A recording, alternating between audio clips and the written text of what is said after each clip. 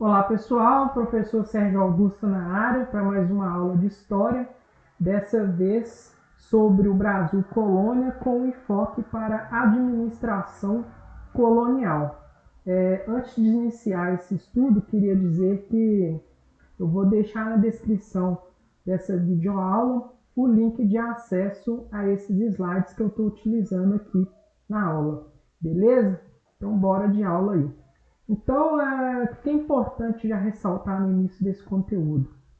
A gente vai ver aqui como que ocorreu o processo de colonização da América Portuguesa, no caso, o Brasil, né?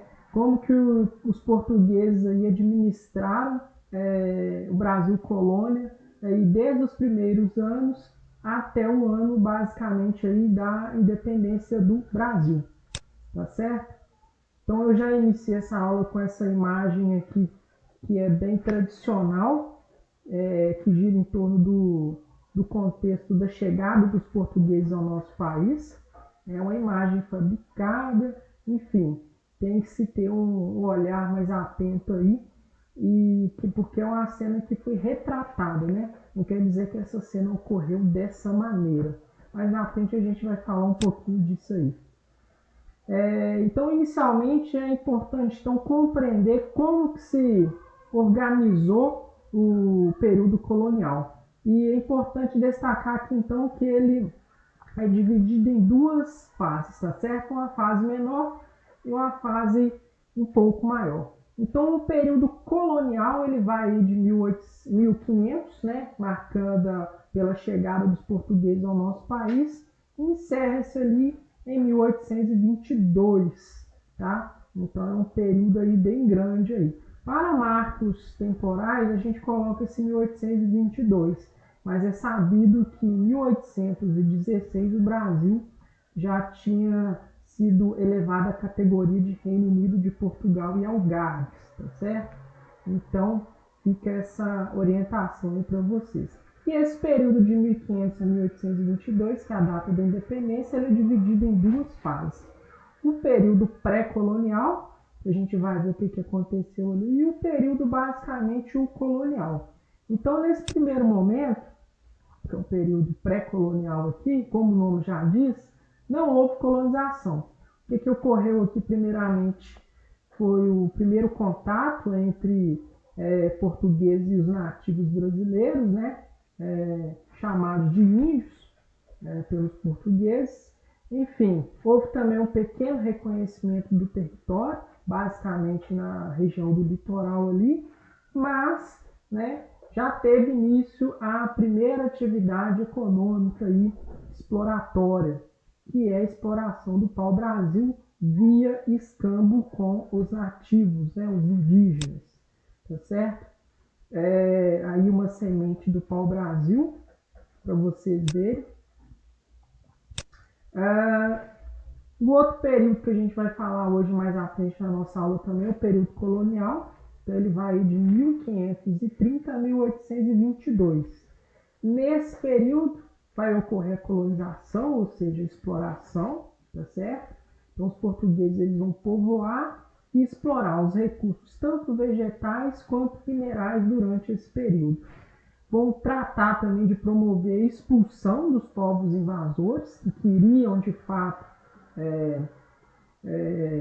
pegar certas parcelas aí do território brasileiro para eles. Entre esses povos a gente tem os ingleses, os espanhóis, holandeses e franceses. Eu vou indicar também um vídeo para vocês no roteiro sobre as capitanias hereditárias, que é muito, muito interessante. Eu gostaria que vocês vissem, tá? Então fiquem atentos aí ao roteiro de estudo dessa semana. E nesse período vai ter início a segunda atividade econômica portuguesa aqui no Brasil, que vai ser a produção do açúcar, vinho e engenhos. A gente vai falar disso também. Criação de gado, né? E depois a mineração, beleza? Aqui uma linha do tempo bem interessante sobre os períodos aí da nossa história. Então, basicamente, a nossa história é dividida em 4 grandes períodos, né? Um período anterior aí à colonização, beleza? Então, a gente vê um período pré-colonial, 1500 e 1530, período colonial, 1530 a 1822. Os dois aqui, essas duas fases, fazem parte de um período só, que é o Brasil colônia. O período imperial, que é a partir da independência, quando o Brasil ele já se torna um país independente, a gente agora tem um governo autônomo, então a gente tem um rei, esse primeiro rei é o Dom Pedro I, vai da data da independência até 1889, que é a data da proclamação da República, né, onde é aplicado um golpe de Estado na monarquia, e a gente tem o início da Era Republicana.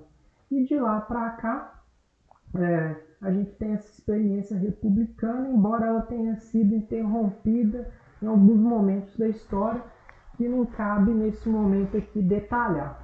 Mas, em resumo, a linha cronológica da nossa história se resume a esses períodos aí, tá certo?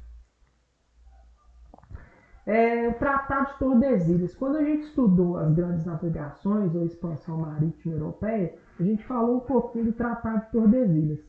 Em resumo, o Tratado de Tordesilhas foi um acordo celebrado entre Portugal e Espanha, e essas duas coroas, ibéricas aí dividiram as terras encontradas e a por se encontrar, para entre elas Portugal e Espanha. As terras a leste ficaram para Portugal e as terras a oeste ficaram para a Espanha. Aqui um detalhe mais na colonização, do parte da América aqui pegando o Brasil. Então essa parte aqui do Brasil então ficou para Portugal, e essa outra parte aqui, nesse início aqui, era da Espanha, tá? Mas professor, mas a gente sabe que o Brasil foi colonizado pelos portugueses. Só anos mais tarde é que foi firmado um outro tratado, que conferiu mais terras para a coroa portuguesa, além do Tratado de Tordesilhas, que eu vou mostrar o mapa para vocês. Então, isso aqui são as terras que compreendem o Tratado de Tordesilhas. Daqui para cá é de Portugal e daqui para cá seria da Espanha. Então, em 1750, Portugal e Espanha celebraram um novo tratado que estendeu, as terras aqui para além do Tratado de Tordesilhas. Então, a partir de 1750, essas terras aqui passaram sob o domínio português. Beleza? Aqui mais um outro mapa exemplificando aqui. Ainda não é o território original que a gente tem hoje, A gente tem que falar aí da Guerra da Cisplatina, enfim, outros conflitos aí que acabaram favorecendo a aquisição de novos territórios ou a perda deles, beleza?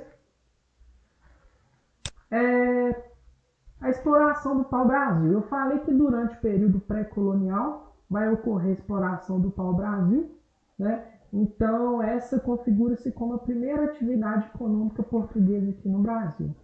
O pau-brasil ele foi explorado através do uso da mão de obra indígena, através do escambo, a troca aí. Essa aqui é a árvore do pau-brasil aí, e a madeira era muito utilizada para se... Aqui a folha, na construção de móveis, na construção civil, mas o mais importante mesmo é que dessa árvore se extrai um corante de cor púrpura, vulgo vermelho, que era muito, muito cobiçado no mercado europeu. Então, no primeiro momento, essa árvore ela foi explorada e configurou-se como a primeira atividade econômica portuguesa aqui no Brasil. A construção dela, deixa eu voltar aqui, exploração do pau-brasil. Essa exploração ela vai gerar inicialmente a fonte de renda para a coroa portuguesa com a exploração do Brasil, e a exploração desse pau-brasil, inicialmente, antes de ir para a Europa, esse pau-brasil ele era cortado pelos indígenas através da troca, do escambo, e depois esse material seguia nas feitorias, que eram fortificações, tá certo? Localizadas ali normalmente na área litorânea, na costa, e eram fortificações que armazenavam esse pau-brasil que depois ele seguia ali para a Europa para ser extraído o corante vermelho e vendido. Aqui o trabalho indígena, né, cortando esse material. Aqui um mapa que representa um pouco dessas feitorias e a localização delas no nosso território, né, basicamente na costa, no litoral, igual eu falei. Enfim, vamos falar um pouquinho agora do período colonial, que é basicamente o cerne da nossa matéria, que é o foco é falar da administração. Então, durante o período colonial, ele tem o seu início ali em 1530 com a primeira expedição colonizadora. Essa primeira expedição ela foi comandada por Martim Afonso de Souza, né? E de fato ali em Portugal começa a povoar e de fato continuar a exploração. Então o início do período colonial ele marca o início do povoamento do território brasileiro.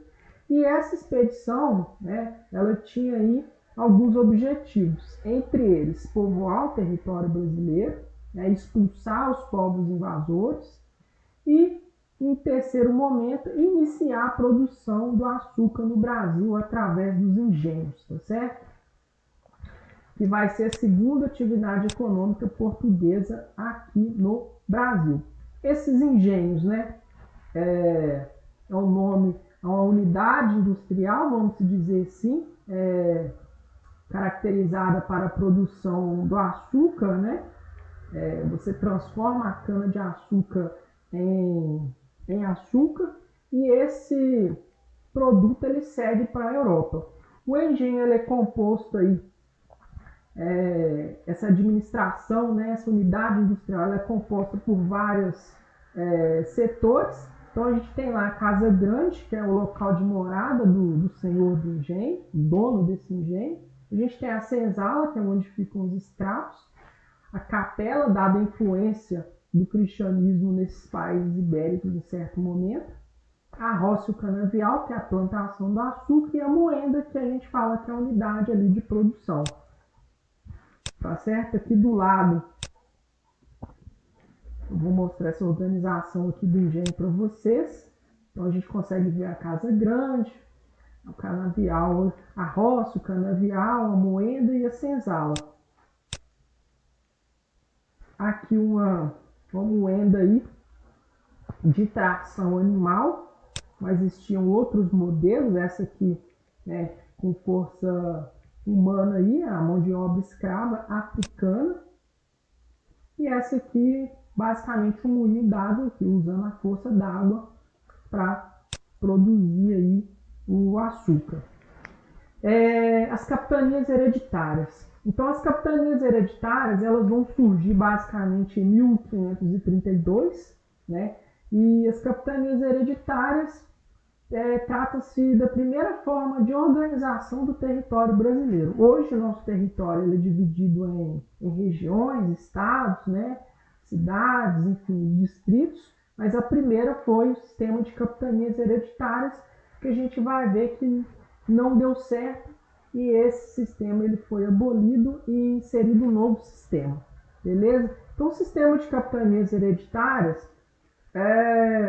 o dono dessa capitania, ela vai surgir a partir de uma parceria público-privada, então do governo português com pessoas civis, tá certo? E os donos, né, o direito de usufruto dessas capitanias vai ser cedido pelo governo português aos donatários, que vão ser os donos das capitanias. Aqui uma imagem de um mapa retratando as capitanias, né? São essas longas faixas de terras aqui. E assim, muito interessante, essas longas faixas de terras aqui, 250 quilômetros, né? E de comprimento sem fundo, né? Até o Tratado de Tordesilhas. Então, todas essas capitanias aqui, ó, eram maiores do que o próprio país de Portugal. Uma curiosidade aí para vocês, para saber o tamanho dessa empreitada. E, claro, não tinha como isso dar certo, né? Mas, enfim, os donos dessas capitanias eram os donatários e tinha um documento que chamava Carta de Doação, que era o documento que dava a esse donatário o direito de posse sobre a sua capitania. E junto com esse documento de posse, né, vinha a Carta Foral, que era um documento que estabelecia ali quais eram os seus direitos, mas basicamente os seus deveres, que a gente vai ver mais à frente. E também tinha uma outra maneira de você ainda dividir essa capitania, que chamava um processo de sesmarias. Então pensa comigo, o rei de Portugal me concede uma capitania através do documento da carta de doação. Junto com ele eu recebo a carta foral, que é onde estabelece meus direitos e deveres. E de posse dessa capitania eu vejo que ela é muito grande para mim, né? Empreender ali o povoamento, né? A exploração daquela capitania, a produção do açúcar. Então eu resolvo dividir essa capitania com a outra pessoa. Essa pessoa não vai ser donatária, ela vai ser chamada de um sesmeiro, tá certo? Então, a partir do momento que eu divido essa capitania, eu concebo uma carta de sesmarias ali, e isso foi uma prática muito frequente aqui na América Portuguesa. Aqui o mapa, né, da divisão do sistema de capitanias hereditárias, né? São grandes faixas de terras que cortam o país de norte a sul, né? A gente sabe que esse sistema ele não vai acabar dando muito certo, só 2 capitanias vão prosperar, tá certo? E é disso que eu vou falar aqui, ó. Esse sistema não deu certo, só as capitanias de São Vicente e Pernambuco que deram sucesso. Sucesso por quê? Foram as únicas que conseguiram, de fato, ter um povoamento significativo, e mais do que isso, uma produção de açúcar substancial para ser direcionada à Europa para a venda. Essa aqui de São Vicente, né, Pernambuco, a gente sabe que fica lá em cima, mas essa aqui de São Vicente fica localizada ali onde hoje a maior parte do estado de São Paulo. Beleza? Por que esse sistema de capitanias não deu certo? Primeiro, a falta de recursos. Não era algo simples você precisar de um recurso aqui no nosso país, né, dada a distância entre Brasil e Portugal, pelo menos aí 45, 50 dias de distância. Então, se você fosse requisitar aí qualquer coisa, isso demorava 45 dias para ir, 45 para voltar, no mínimo, né? Então, um período muito grande aí. Então, dada essa dificuldade, essa escassez de recursos, a falta de mão de obra para trabalhar com isso, eles tiveram que lidar principalmente com os indígenas nesse primeiro momento, que conheciam o território muito mais do que os portugueses. A falta de investimento, porque a coroa portuguesa simplesmente concedia o direito de posse dessa capitania a você e não te dava nada, né? Você tinha que desenvolver essa capitania com recursos próprios e dividir o lucro, né, com a coroa portuguesa. E claro, a distância com a metrópole foi um dificultador enorme para que esse sistema não desse certo aqui no nosso país. De modo geral, a gente pode falar que as capitanias elas cumpriram com algum dos objetivos, né? Que era basicamente colonizar e garantir a posse efetiva do território brasileiro a Portugal, né? E espantar aí qualquer tipo de invasão de algum povo estrangeiro. Mas do ponto de vista do capital, somente 2 capitanias tiveram sucesso, tá certo? E como esse sistema não deu certo, o governo então português teve que criar um novo modelo de administração. Então, as capitanias hereditárias configuram-se como o primeiro modelo de administração do nosso território e o governo geral como o segundo modelo de administração do nosso território, em virtude do fracasso do sistema de capitanias. A criação do governo geral ela vai ocorrer em 1548, tá certo? E vai ser criado, né, um governo central, a gente fala um governo geral ali, e esse governo geral ele vai ter sede na cidade de Salvador, tá? Então Salvador, a princípio, vai ser a capital da colônia nesse momento. E esse governador geral, ele tinha a ajuda de 3 outras pessoas para empreender a sua administração ali. A gente tinha, então, como auxiliar ele o provedor-mor, que cuidava das finanças, né, aqui na colônia, o capitão-mor da defesa e o ouvidor-mor da justiça, tá certo? Aqui o zoom. E por último aí, uma escala menor, ainda falando da questão da administração, olha só, a gente já falou das capitanias hereditárias, que foi o primeiro modelo, depois o governo geral, e numa instância mais regional, a gente tem as câmaras municipais, tá? Essas câmaras municipais, elas tinham uma característica interessante, que quem era o presidente, vamos falar assim, né, o juiz ali, era um juiz que vinha de fora, de outra região, que administrava essa Câmara Municipal, e ali nessa Câmara, além do juiz, a gente tinha os chamados homens bons, que correspondem hoje aos cargos de vereadores ali. Então, essas câmaras municipais, elas eram instaladas, né, nas vilas ali, nas primeiras cidades, marcando o domínio regional daquela região ali. Aqui, uma planta de uma Câmara Municipal e uma aqui existente, essa aqui localizada lá na cidade de Sabará, e ainda funciona lá na cidade de Sabará, é ainda até hoje a Câmara Municipal de Vereadores, tá? Então o prédio ele foi mantido e ainda perdura com o mesmo objetivo aí.